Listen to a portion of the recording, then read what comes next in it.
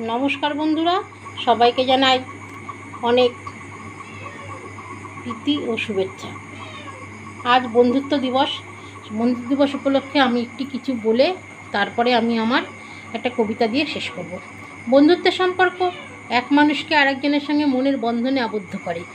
সমমনা লোকেরাই সফলভাবে বন্ধুত্ব গড়ে তুলতে পারেন। এটা আমাদের জীবনের বিভিন্ন পর্যায়ে গড়ে উঠতে পারে। সাধারণত একই বয়স, চিন্তাধারা এবং একই মেজাজের মধ্যে বন্ধুত্ব গড়ে ওঠে। অবশ্য বর্তমান দিনে বন্ধুত্ব বয়সের সাথে সম্পর্কযুক্ত নাও হতে পারে। জাতিসংঘের সাধারণ পরিষদ 30শে জুলাই তারিখটিকে বিশ্ব বন্ধুত্ব হিসাবে স্বীকৃতি দিয়েছে। বন্ধুত্বের সম্পর্ককে খানিকটা আলাদা করে মূল্যায়ন করার জন্যই প্রতি বছর আগস্ট মাসের প্রথম রবিবার সারা বাংলায় বন্ধুত্ব দিবস হিসাবে পালন করা হয়। আমি একটা কবিতা বলে শেষ করব।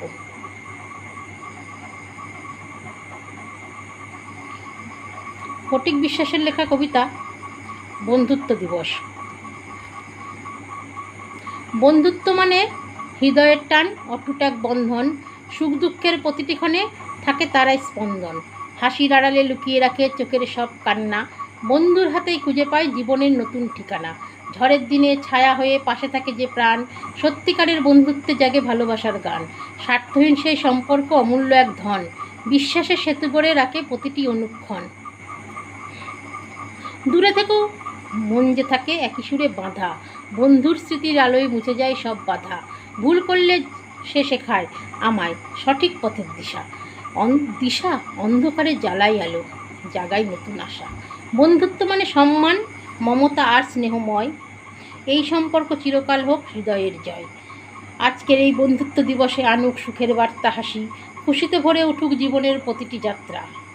হিংসা বিদ্বেষ দূরে সরুক, মিলুক সবার প্রাণ।